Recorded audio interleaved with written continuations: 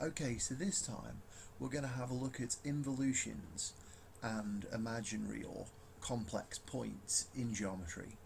And we're basically going to see precisely why this kind of way of representing them by involutions, which was championed by von Staudt, and which I've done quite a few lectures on now. We're going to see why it works. So this lecture is going to build upon material that I talked about in the lecture representing projectivities by Mobius maps. In particular, we're going to carry on using homogeneous coordinates to represent a sort of general projectivity or involution, which is a special kind of projectivity on a line. And we're going to look at that kind of system and what it can do. And then we're going to look at what happens when we have a sort of arbitrary imaginary point in the complex projective plane. Such a thing we can get just by having a sort of real geometric approach with a real circle in a real projective plane. But then if we ask a question like, where does that circle intersect with a distant line, and we do the algebra and we allow complex numbers, we get a complex point as an answer. So if we have such a thing, how can we represent it? Well, von Staudt gave a lovely method of representing such things by involutions, and we're going to really have a look at why that sort of method works today from an analytic viewpoint. Now, I'll just say before we start off that it's not really completely parallel to von Staudt's philosophy. Well, I don't know about his philosophy of mathematics, but certainly his method was much more leaning towards a synthetic sort of construction-based viewpoint, whereas we're taking a sort of analytic, number-based view of a thing. But it really helps to shed light on why this method of von Staudt works for allowing sort of pure geometric representations of imaginary points and lines in geometry.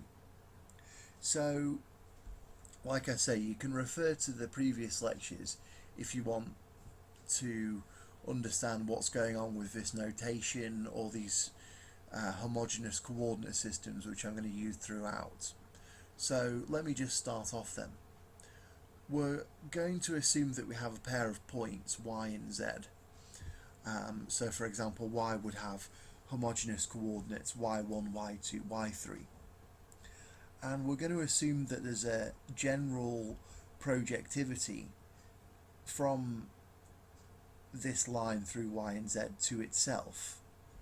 And using the result regarding the connection with Mobius maps that I talked about before in that lecture representing projectivities as Mobius maps via analytic geometry, we get this sort of general representation of a projectivity from this line to itself, and that is that mu times y plus z is projective to alpha mu plus beta, all divided by gamma mu plus delta, all times by y plus z. So this kind of triangle with a line over it here, this symbol just means is projective to. And so what we do for a formula like this is we pick fixed values of alpha, beta, gamma and delta, so those could be real numbers, say, and then we allow ourselves to vary mu, and as we vary mu, a different point on the line is described by the formula on the left, and the kind of corresponding point on the line is given by the formula on the right. So this is a general description of a projectivity from a line to itself. Now, what we're going to take a look at is involutions.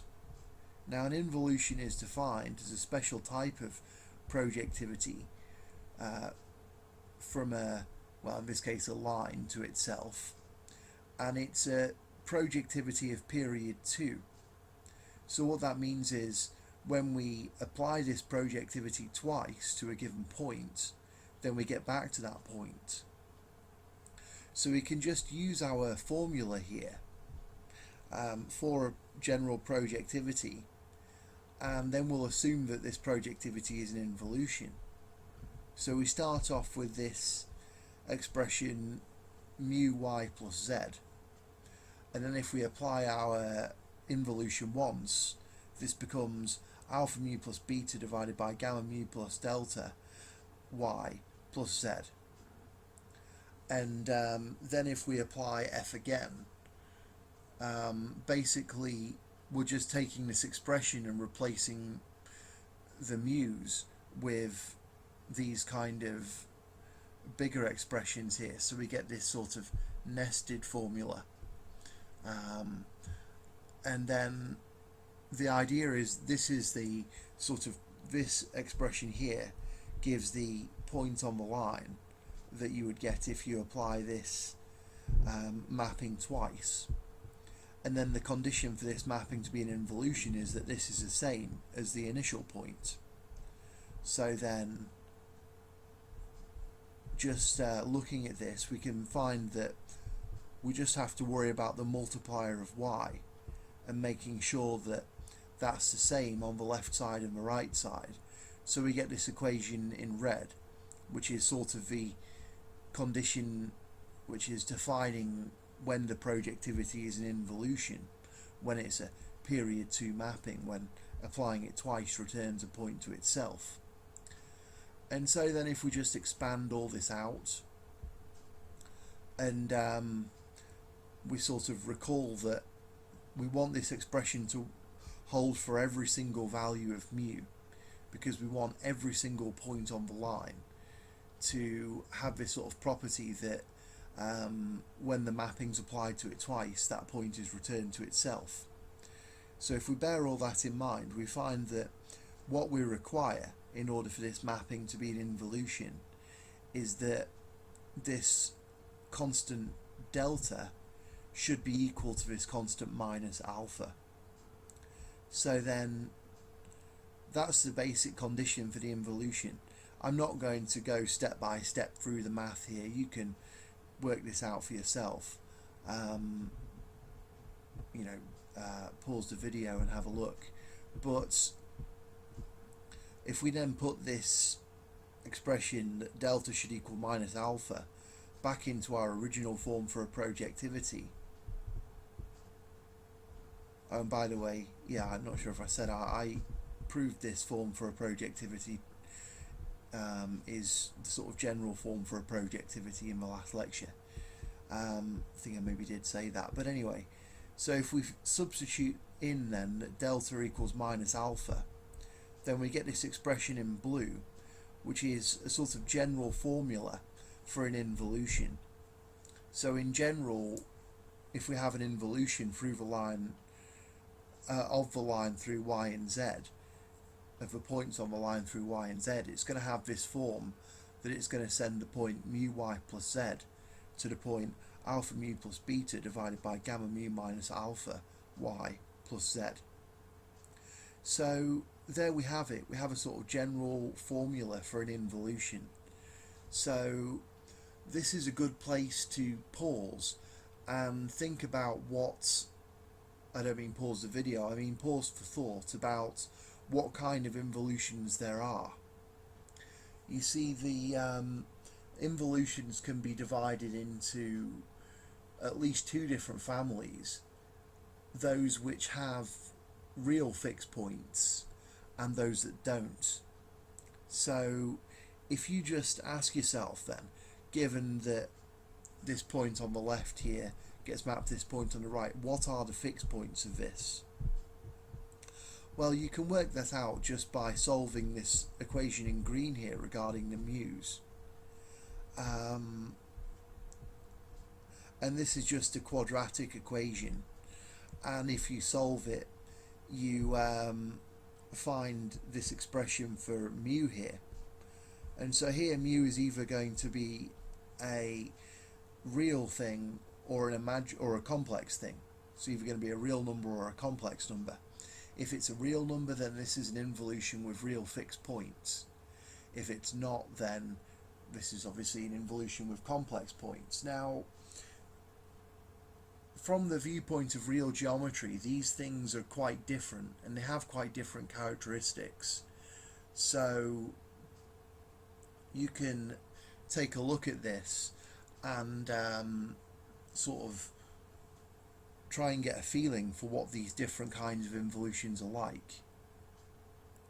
So there's one thing that comes from this quite clearly.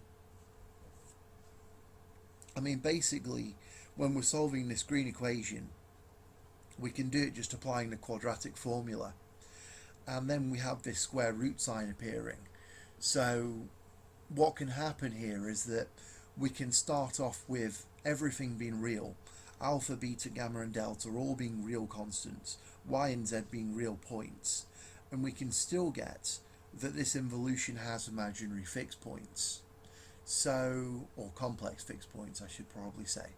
So what we're seeing here is there is this potential for these complex elements to emerge from a purely real geometric theory. And so it's important to see when that happens, and it's also, as we're going to see, very important to know that these involutions can be used to represent those kind of imaginary elements that come about. So it's not only that imaginary points can emerge from real geometry. Using involutions, we can represent imaginary points with real geometry, so we can always work in the regime of real geometry. So for that reason, it's a good idea to get a feeling of how these involutions can be thought of.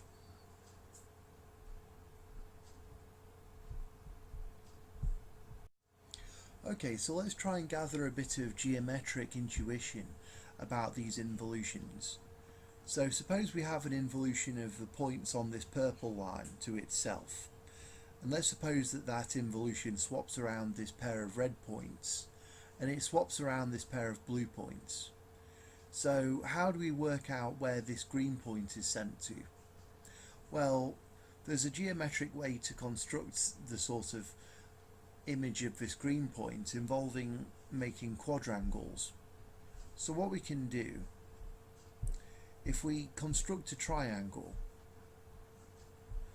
using 3 extra points in any way we like, so that the 3 lines of that triangle, through each of the 3 vertices, the 2 lines through that vertex go through 1 point of each colour. So there's one vertex which has a line ruling to a red point and a line ruling to a blue point, another vertex goes to green and blue, and another vertex goes to green and red.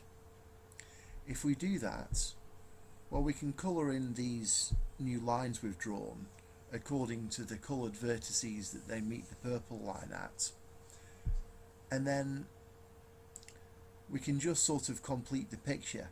So you see that vertex at the top doesn't have a blue line through it, so we can rule a blue line through it, connecting it with the other blue vertex.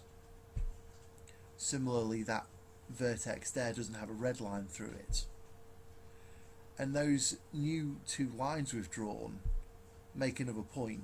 Let's just move the red point so that point appears in a more visible place. And now we see that this extra point on the blue line is defined, and drawing a green line from that, we now have this kind of graceful setup where we've drawn a quadrangle, and each of the 4 vertices of that quadrangle is joined by a red, a blue and a green line. And of course the place that new green line meets the purple line, that's going to be the mate of the original green point. So that's how you do it.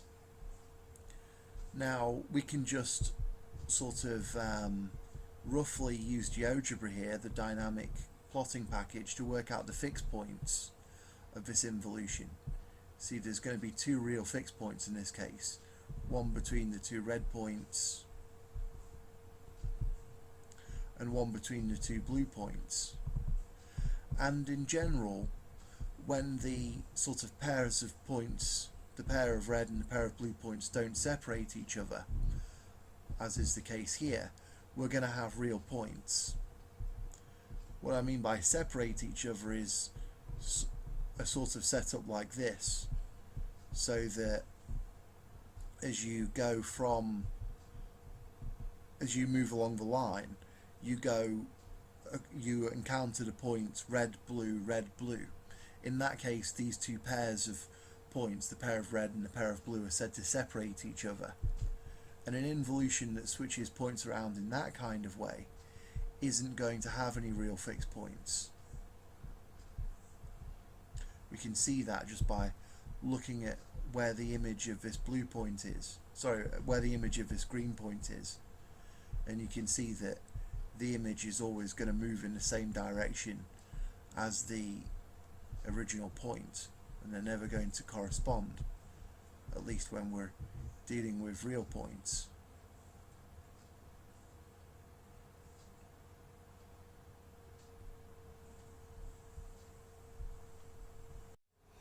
Okay, so here's another way that we can approach involutions, which I really like, and that is involving polarities. So suppose we have a point. I should probably make this line purple to be consistent with the last figure.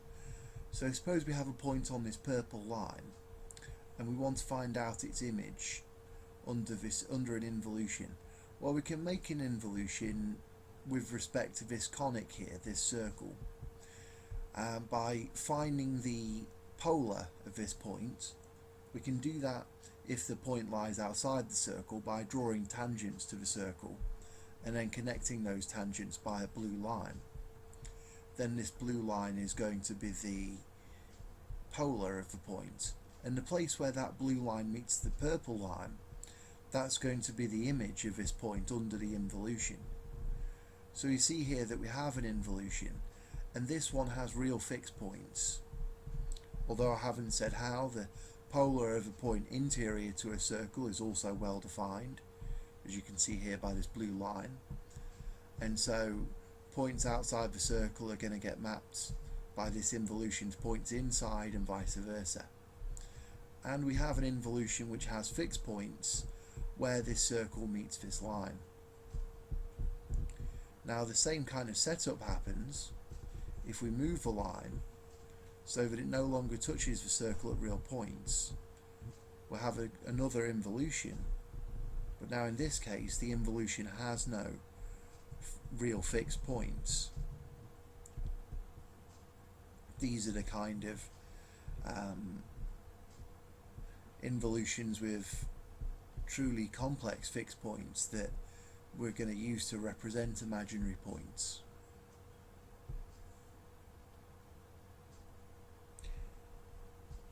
Now, I also want to mention, if I can find the right file, that's not it, hang on. Yeah, there's another method which is a very nice way of determining the sort of way an involution works, and it's a method of so-called Steiner circles. So basically it works something like this. When we're working on lines, this kind of quadrangle based construction for finding out the images of points under an involution is somewhat clunky, and so it turns out in a strange way it's sort of a lot simpler if we work on a conic. So what we can do is project. Say we know that we have an involution which is pairing our blue points and our red points, so we can project those points onto a conic. We just pick a point on the conic and we work out the images of those points upon the conic. So let's project via this yellow point here. So we work out where these blue points are sent to. Okay, maybe we can choose a bit more of an appropriate projection point. That'll do. So we have these two blue points of the conic.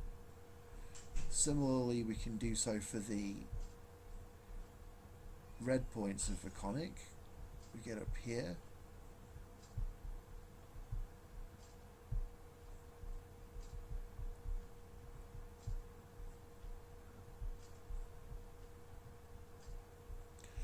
And it turns out that there's a very, very, very simple way to represent what involutions are when they're on conics.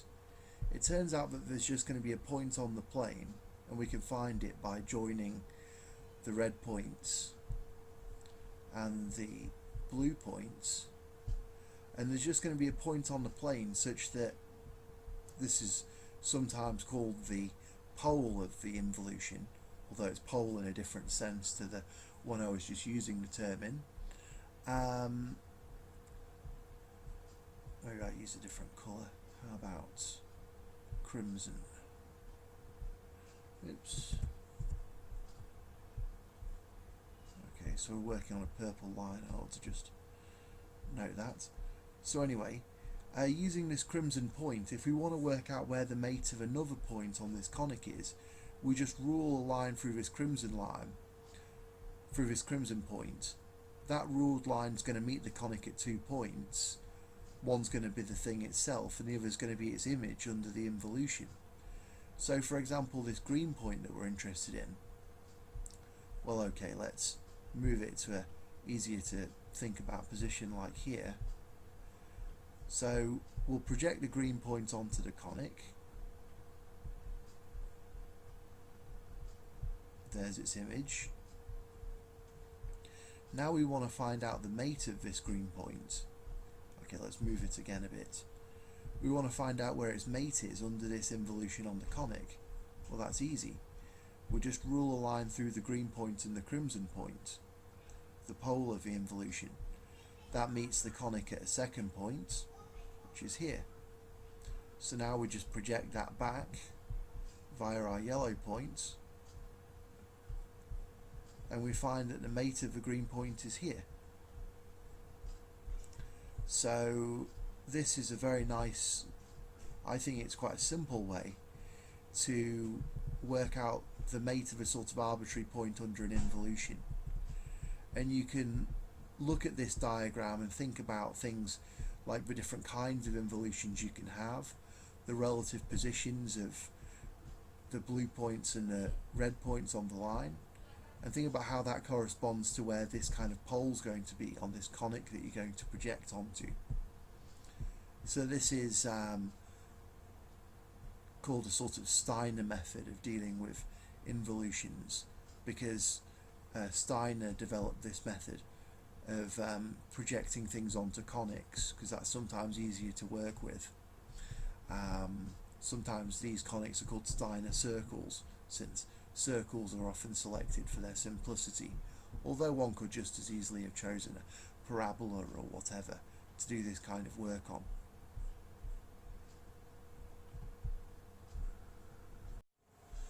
Okay, so now I want to explain how a complex point can be encoded as an involution.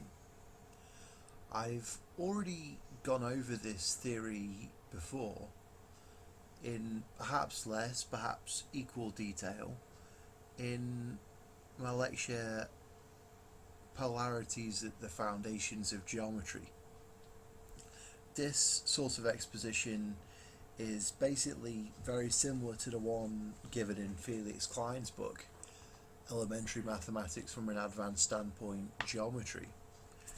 And also, according to him, this kind of explanation was first developed by Staudt in 1871. Now, the whole idea of this work is to try and understand von Staudt's method of representing imaginary points and lines via involutions, and that's basically what we do here. Now, this is basically a algebraic method to start with a complex point in the plane, in the projective plane, and then to get the involution that it corresponds with and sort of justifying what's going on along the way. Von Staudt was the first to develop this, and it's an extremely beautiful idea in my opinion, because like complex numbers appear from real geometry when we ask questions about conics and so forth, and complex points in a sense are suggested by real geometry. And with this method, these complex elements can be represented with real geometry. So it sort of enlarges one's worldview. Anyway, the way it works is we start off with a complex point, A, and it's represented in homogeneous coordinates. So it has three coordinates: x plus ix dash, x1 plus I x1 dash is the first coordinate, x2 plus ix2 dash is the second coordinate, x3 plus ix3 dash is the third coordinate, I is square root of -1.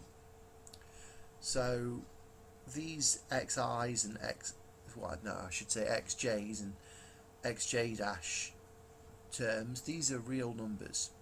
So we can break our complex point into a sort of real point or a real component and an imaginary component. And those are both individual points which have real coordinates. So we can write A is equal to AR plus I times AI, where little I is the square root of -1.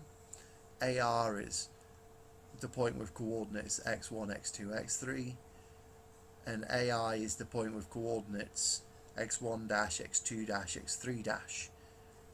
AI is a real point, but it's sort of the imaginary component of A, because it's, if we multiply that point by the square root of -1 and add it to AR, we obtain A. So the sort of imaginary part is represented by this point AI.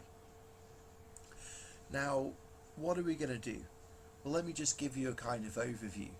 Basically, we're going to think about multiplying A by different complex numbers. In fact, we're going to introduce a sort of arbitrary complex constant rho, non-zero complex number rho, and we're going to think about the entity rho times A. Now, thinking about things from the context of the complex projective plane and thinking about homogeneous coordinates, we know that multiplying the coordinates of a point by a constant that's not zero won't affect the geometric interpretation. So in a sense, when we're multiplying A by rho, nothing's really changing from a geometric standpoint. But of course, AR and AI, the real and complex parts of our point, are going to be affected by this multiplication by rho. And since rho is a complex number, the effect upon AR and AI are not just going to be the effects of multiplying everything by a constant and leaving the ratios and geometric interpretations the same. No, in fact, when we do this, we can alter the ratios of those things. So what I'm saying is that when we're multiplying A by a sort of varying complex constant, the actual geometric representations of its real and imaginary parts are going to move.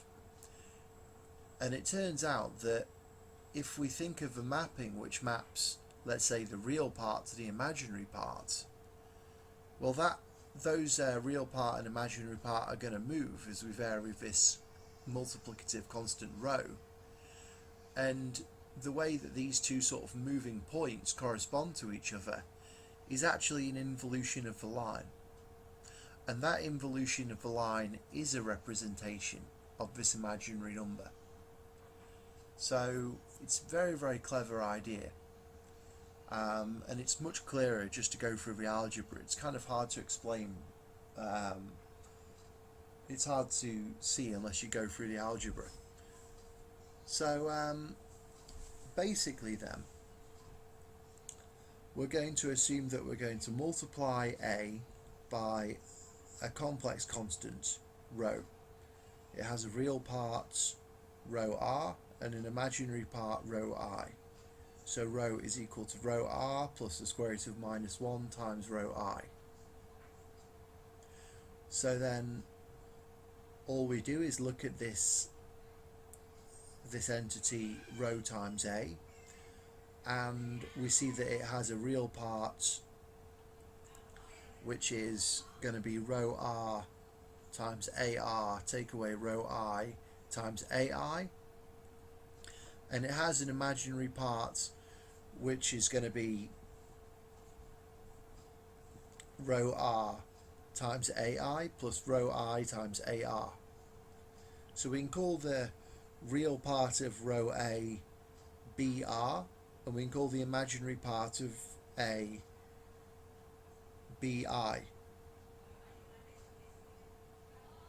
Sorry, we can call the real part of rho A BR and the imaginary part of rho A BI. And let's call rho A itself B. Okay, so we can just write simply that B is equal to BR plus the square root of minus 1 times BI. So all we've done here is multiply A by a complex constant and then separated out its real and imaginary components. And now we're going to have a look at the expressions for these components. So if we take a look at BR, well, that's going to be equal to, well, I've just said what it's equal to. Rho R AR, take away rho I AI. Now let's introduce another constant. We'll call it lambda. And lambda is just equal to negative rho I divided by rho R. So as we vary the sort of nature of the complex constant rho, this value lambda is going to vary. So if we then take a look at this real component of B, this point BR, well, what we can do, since BR is a real geometric point and we're working in homogeneous coordinates, we're free to multiply it by any non-zero real number and we're basically going to get the same real point out. So just dividing the coordinate entries of BR by rho r, we find that BR is equivalent, has an equivalent representation as AR plus lambda AI. And similarly, if we take a look at BI, the imaginary component of A, that's rho r AI plus rho I AR. And if we just divide all of that through by rho r, which is just another real number, non-zero, then we find that BR can equivalently be written as AR take away AI divided by lambda. So that's very interesting, because if we write those two things next to each other, what we find is that there's actually going to be an involution which sends one of these things to the other. So this is something which we can just justify from a sort of purely algebraic viewpoint. If you watch the rest of this video, you'll see that, I mean, AR and AI are just going to be a couple of real points upon this line. And so basically, there's always going, if those are 2 points, there's always going to be an involution which has this form, such that we can vary lambda, and as we vary lambda, we vary, let's say, the left-hand point, the object point, given by the expression AR plus lambda AI, and the image of that point is given by AR minus 1 over lambda AI. So that's showing us where this sort of point picked out by lambda is getting mapped to. And so lambda is sort of a parameterization of the line, and minus 1 over lambda is saying is a parameterization of the image, essentially, of the point on the line. And this particular algebraic form gives an involution. And as I say, you can see that justified later when we look at the kind of way a general involution can be expressed as a projectivity. In fact, you can probably already see by looking at the Mobius-like algebra of projectivities that there is an involution of this form. And so what does this involution look like? Well, this involution is precisely the thing we want for representing our imaginary point. And for example, when lambda is 0, it's going to send AR to AI. And when lambda is infinity, it's going to send AI to AR. And more generally, it's going to switch around the terms BI and BR. So the fact that this involution represents A is suggested by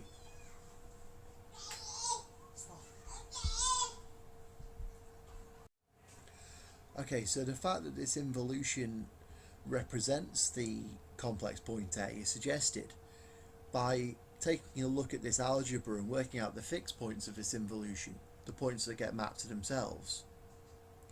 So if you just look at lambda, say, and ask when is the thing on the left of this arrow equal to the thing on the right, well, you find that there are going to be two fixed points of the involution. A, which is given by AR plus I, AI, and its complex conjugate, A bar, which is AR minus the square root of minus 1 times AI. Just the same thing, but with a negative, with minus 1 times the imaginary component. And so that's good then, that this involution does indeed contain within it, within the expression of its fixed points, it contains a sort of piece of information about the point we're trying to represent. But isn't it a bit too informative, because it has two fixed points. It has the point itself and its complex conjugate. So how can this involution tell us what our complex point is? How can it avoid confusing us by also talking about the point A bar? Well, it can't actually. We need more information.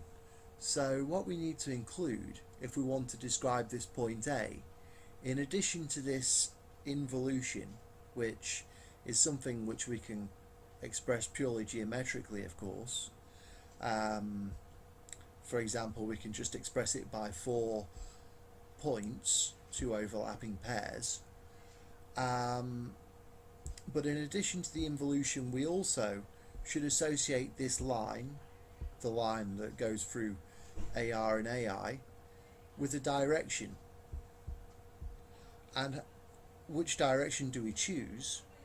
Well, if we do this algebra and we find this algebraic expression for the involution, then AR and AI are real points on this line, and as we increase lambda, this constant, this parameter, sorry, should call it a parameter, as we increase lambda,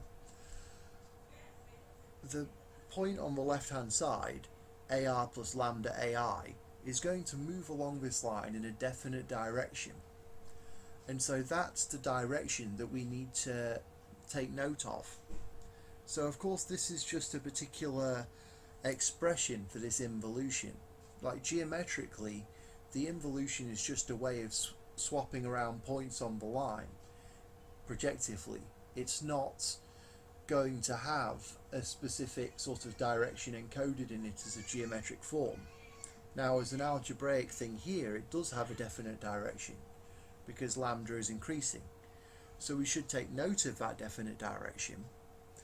And then, because the direction we derive from looking at this expression, the direction that we go in as lambda increases on this line through points AR and AI, if we'd started, instead of starting with A, if we'd started with A bar and done all this algebra, then the direction we would have got out in that case would have been the opposite direction.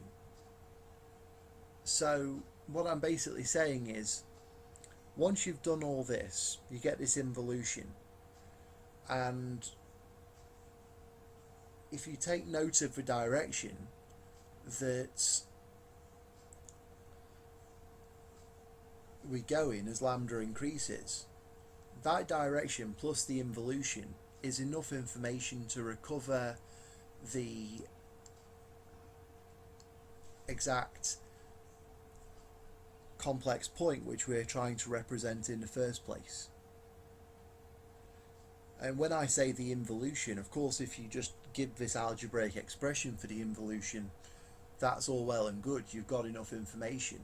But of course there can be many expressions for the involution itself, and so this direction could be lost, so it has to be noted down separately. That's in order to distinguish A from its complex conjugate.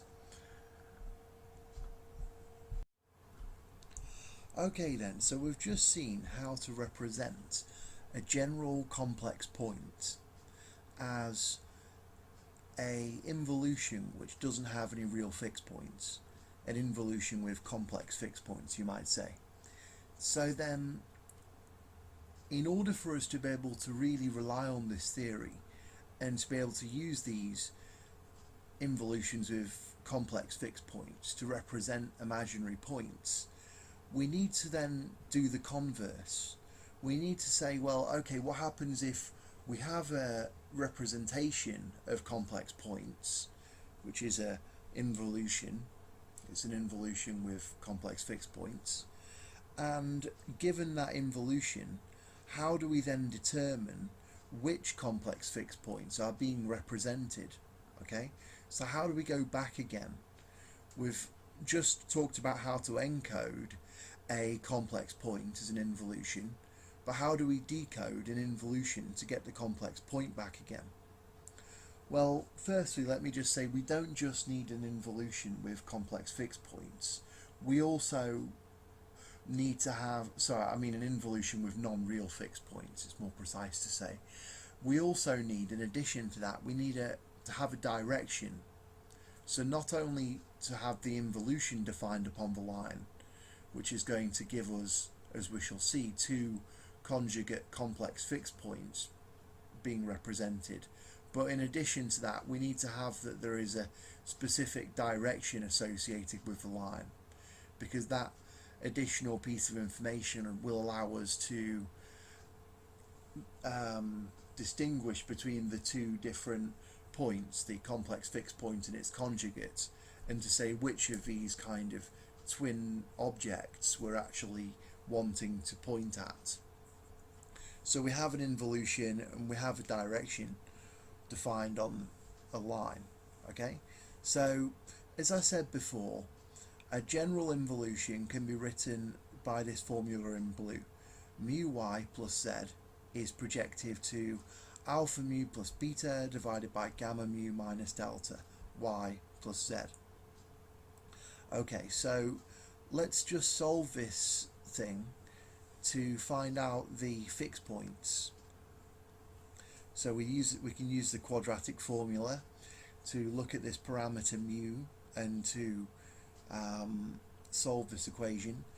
Mu equals alpha mu plus beta, all divided by gamma mu minus alpha, and we get an expression for mu, and the fixed points are going to be non-real precisely when the mu given by this equation is non-real. So the condition in terms of the parameters for this involution to have non-real fixed points is going to be that alpha plus beta gamma is negative. So in that case our fixed points are going to be non-real, and let's introduce some symbols. We'll just break this expression for the fixed points into two parts. So we'll let mu r be the real part of the fixed points, and mu I be the sort of imaginary component of the fixed points. So the fixed points have the form mu r plus or minus I times mu I.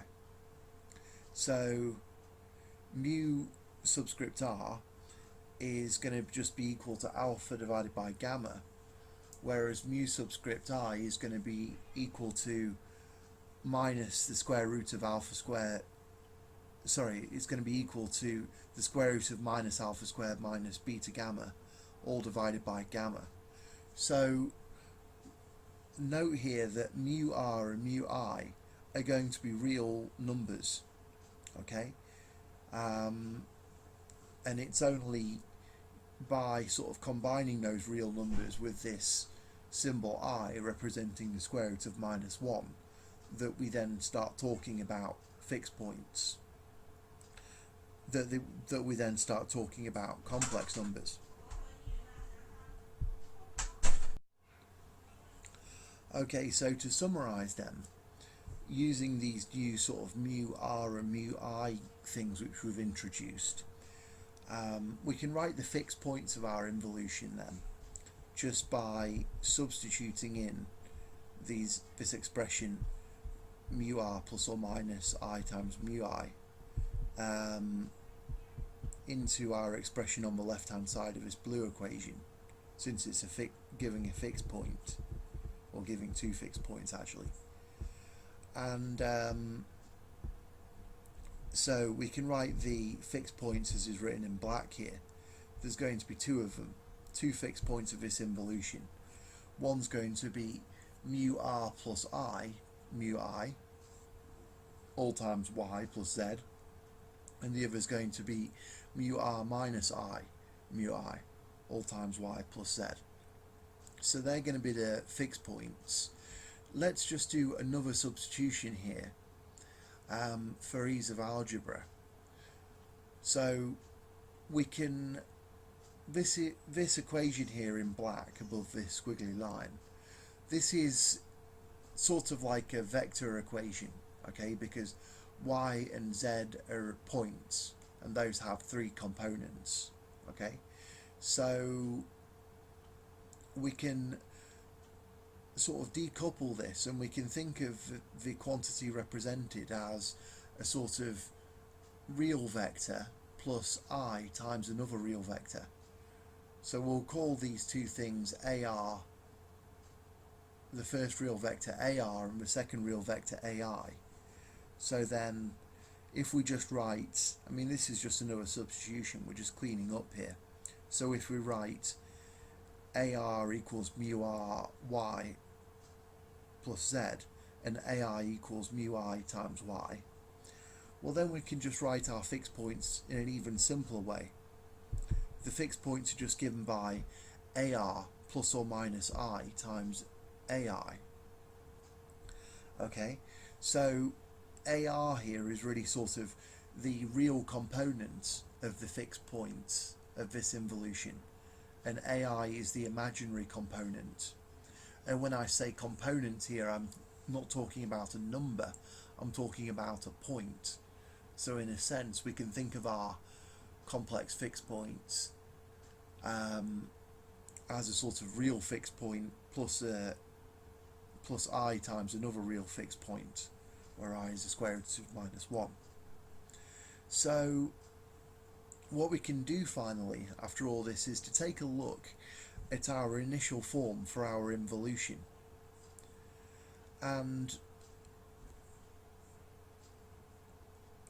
what we can do now is to think about how we can rewrite that. So initially we had an equation which is of the form mu times y plus z is projectively mapped to something else times y plus z. So in terms of this equation here in black, we basically have sort of y and z acting something like a basis. They're sort of like these points which we are thinking of fixed and using to refer to the other points on the line. Now what we can do And what it's going to help for us to do in order to make this sort of demonstration that we can make this connection with complex points, is to change the sort of basis. So instead of using y and z, we're going to use AI and AR.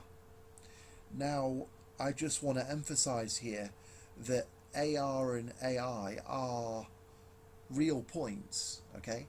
So it just happens that the complex fixed points are of a form AR plus or minus I times AI. But AR and AI themselves are completely real points, okay?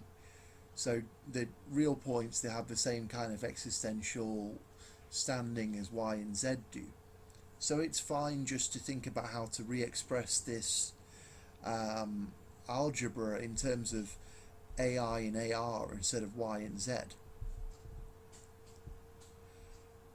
So how do we do that?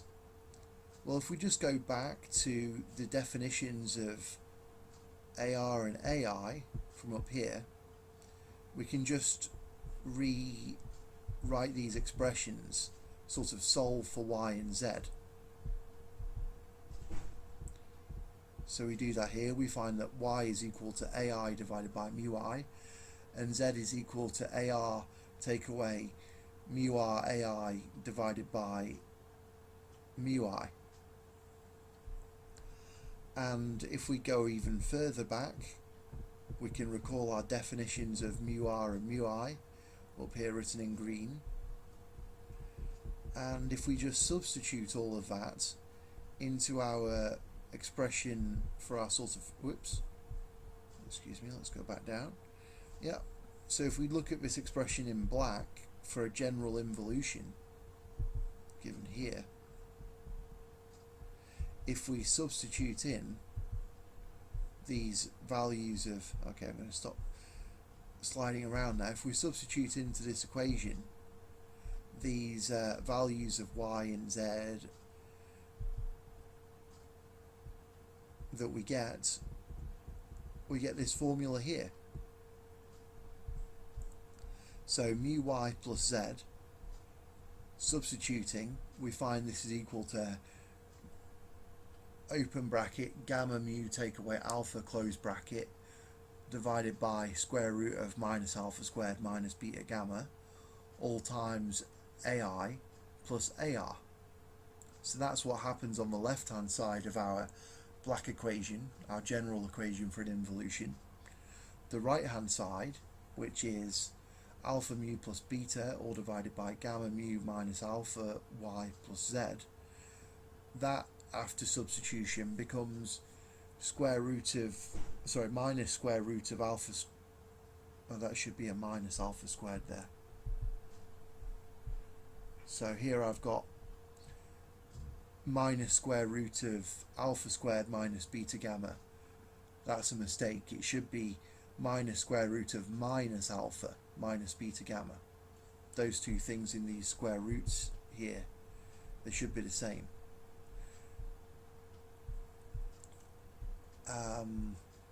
So what we ought to have on the right hand side of this bottom equation written in red is minus square root of minus alpha squared minus beta gamma, all divided by gamma mu minus alpha, all times by AI plus AR.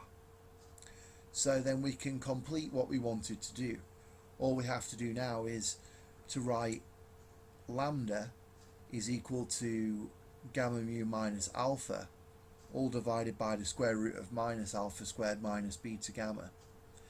And if we make that a substitution, then we find that basically we can rewrite our general involution, mu y plus z is projective to alpha mu plus beta all divided by gamma mu minus alpha y plus z. We can rewrite that simply as lambda AI plus AR is projective to minus 1 over lambda AI plus AR, excuse me. I'll say that last bit again. On the right hand side we should have minus 1 over gamma AI plus AR. So if you recall, this is the very same kind of representation that we found is what you get when you load in complex points of the form AR plus or minus AI times AI.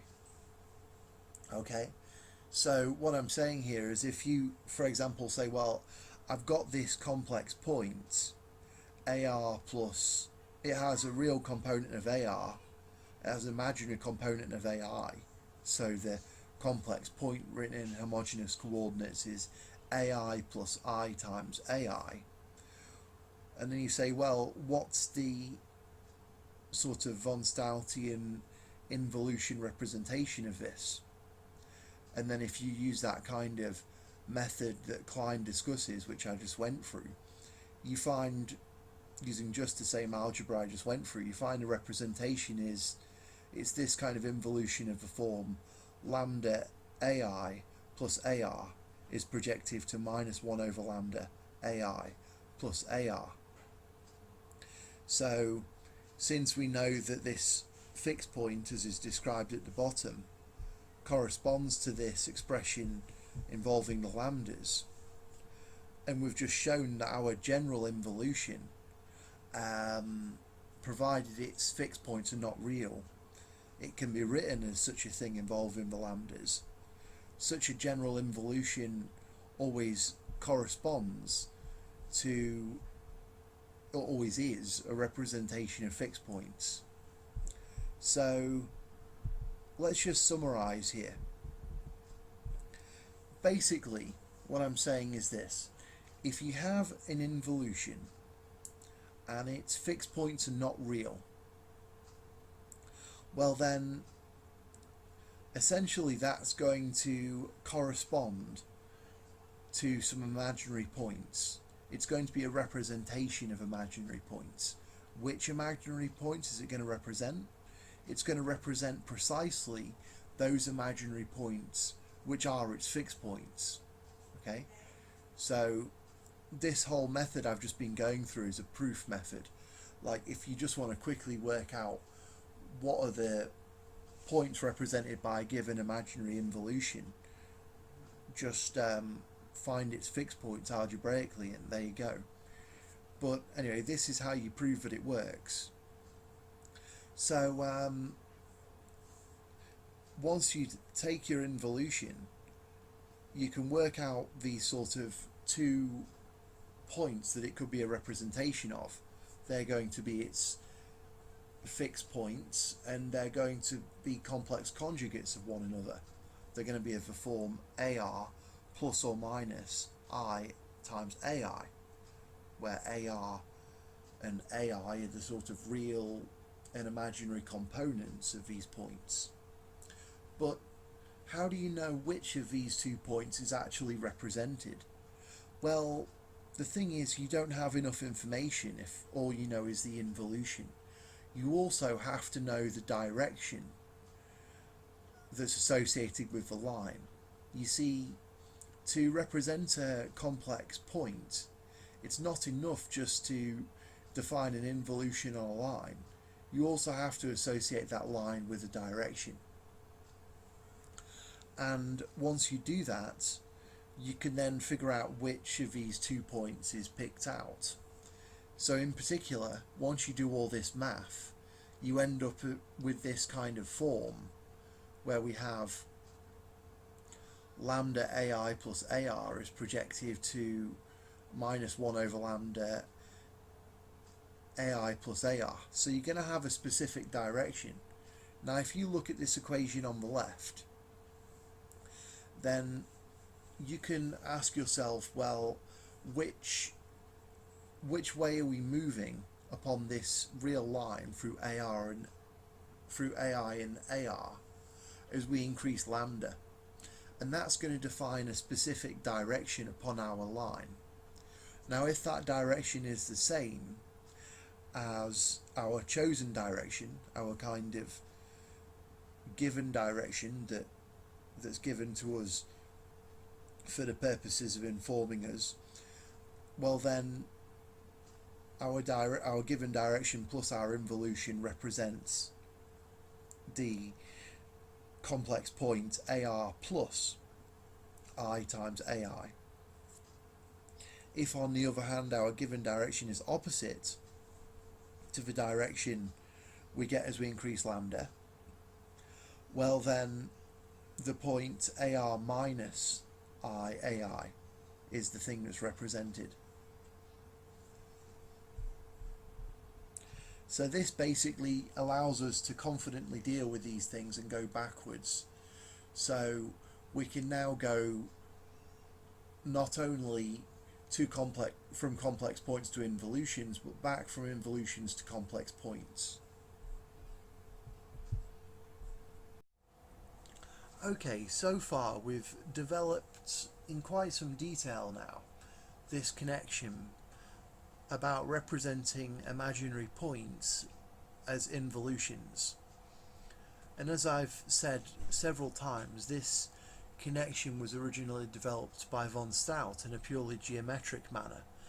So it seems apt to finish by connecting with his theory more in the way which he developed it. And so to do this, we're going to look at a specific example. We're going to look at the case where we have the unit circle, a height h above the x-axis. We can deal with this in standard Cartesian coordinates. So this connection here is written between homogeneous coordinates and Cartesian coordinates.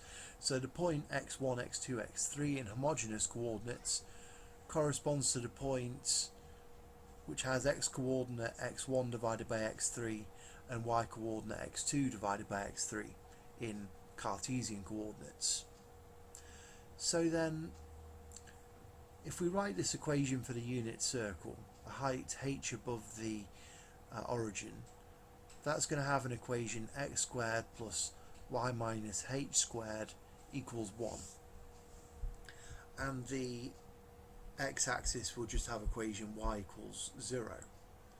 So solving this then, we can find the intersection points of the line and the circle. In Cartesian coordinates,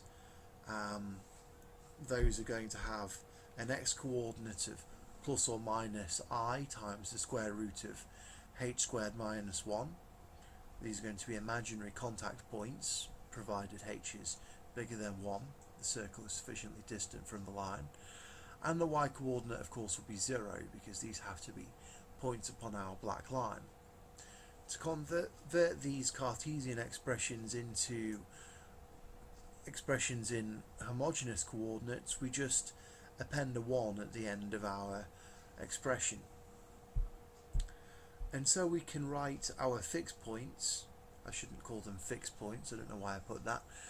Anyway, they're the contact points, intersection points I should say. We can write them as A and A bar, where A is equal to AR plus the square root of minus 1 times AI, and AR is equal to the point 0, 0, 1, and AI is equal to the point square root of h squared minus 1. So we have these two special points, and then according to our theory we're going to be able to write this involution in terms of these things. So in particular we can write it as AR plus lambda. Sorry, let me start again. We just have expressed this point A. Essentially A is the point, just putting it all together, it's the point square root of minus 1 times square root of h squared minus 1. That's the first entry in the coordinate. Second entry is 0, third entry is 1. That's what the point A is. And A is one of the two contact points of our line and our circle, the other one being A bar, the complex conjugate of the point A. And this point can be represented now as an involution. In particular, this involution AR plus lambda AI is sent to AR minus 1 over lambda AI, where lambda is variable. So this describes a complete involution of our line. And looking at this involution, we find that it sends the point 0 to infinity, or speaking in Cartesian coordinates, it sends the point 0, 0, 1 to the point 1, 0, 0, the point 1, 0, 0 essentially representing the infinite point on this line. And it also interchanges these special points minus square root of h squared minus 1 comma 0 comma 1 with square root of h squared minus 1 comma 0 comma 1. So it's an involution interchanging all of these points. Now what we're going to do is have a look at this system geometrically, and we're going to see this exact same involution, the involution which represents these complex contact points, and we're going to see it appear from a completely geometric construction. We're going to see it appear from a rotation based consideration, and we're going to see it appear from a sort of polarity based construction, all of which are completely geometric, and owing to von Staudt's insights into this kind of pure geometry of imaginary numbers, of which this theory is really almost a subset, although this algebraic elucidation of it we have Soltz and Klein to thank for bringing it out. Okay, so now we're going to have a look at the sort of von Staudtian method of geometrically constructing the contact points of a conic with a line. And we're going to see that this agrees with this sort of method of thinking about imaginary points which I've just described in terms of homogeneous coordinates. So here's the sort of picture going with that Cartesian equation. We have the x-axis, and we have this unit circle which has a centre which is a height h above the x-axis. Now we're going to do the construction to find the sort of representation of where this circle meets the x-axis, and we're going to do it completely geometrically. So here's how we do it. Firstly, we want to find the sort of centre of the involution, and in this case here it's fairly straightforward, right? Because we have a circle, we know where the centre of the circle is, we can just drop a perpendicular from that centre of the circle. But to do it for a general conic, we're thinking about this purple line here. That's the line we're working on. We want to find the centre of the involution on the purple line.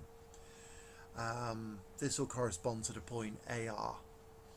So to find this, we consider the points at infinity on this purple line, the point at infinity, sorry, and we draw a tangent from that point at infinity to our conic. So this basically corresponds to drawing two parallel lines which just touch the conic at real points, like so. That's going to give 2 points on the conic, and if we join those together we get a line, and that line will meet our purple line that we're working on at a specific point. That'll be the centre of involution. Now what we do, from that centre we draw some tangent lines, and those are going to meet the other parallel lines that we drew at 4 points. Now those 4 points are going to form a quadrangle. We've already drawn 4 of the edges of the quadrangle in. Let's draw the other 2 edges in. Those 2 edges meet the purple line at 2 new points, and the distance from the center of involution to one of those points is going to be what's called the amplitude of the complex contact points. And if we do the sort of algebra, if we do the geometry with measuring and stuff, well, thinking about Euclidean measurements at least, we can figure out that this distance here is the square root of h squared minus 1. So essentially what we're saying here is that the distance, well, this sort of amplitudal distance, is the same as the size of the imaginary part of the fixed point, which is exactly what we wanted to get. Now, there's a bit more to it than that,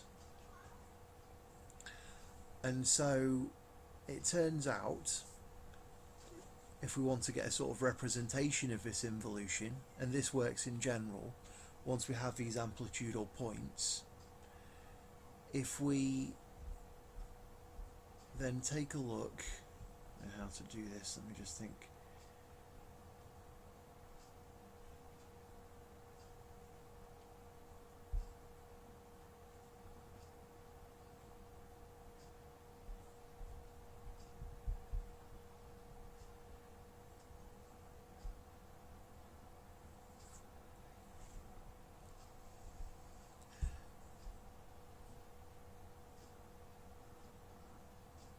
Right, so if we just draw a unit circle centered upon this center of involution, and then we see where this meets up with this line, this sort of line here that passes through the center of our conic, well, it turns out that this is going to be a very special point here.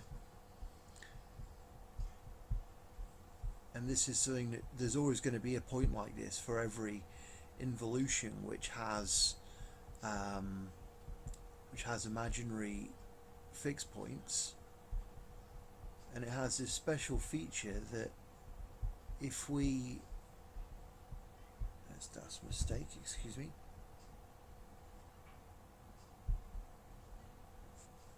Well, it's basically what you might call a center of rotation. And so if we pick any point on the line and draw a line from it, and we can construct a perpendicular to that, let's colour these 2 points green.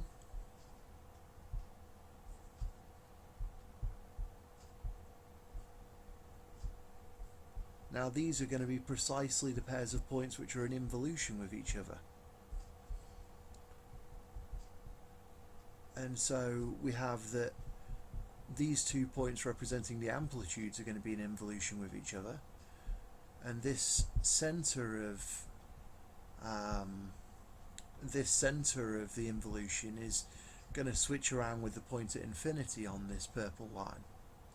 So this is a proper representation of the sort of involution itself.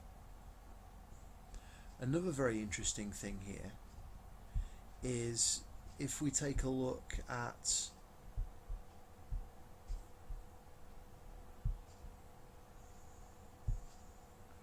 the polar of this variable point, I just draw these tangents in to better represent how this polar can be found.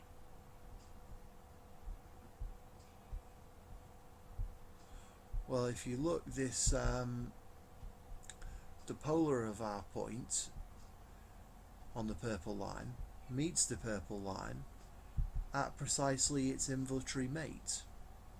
So this sort of von Staudtian method gives us our involution, just the same involution that we get algebraically to represent this complex meeting points, and the geometric diagram allows us to find this special point about which 90-degree rotations represent the involution, and this involution corresponds with the sort of point on the purple line goes to the place where the polar of that point intersects with the purple line type mapping. They're all the same thing. What a beautiful theory.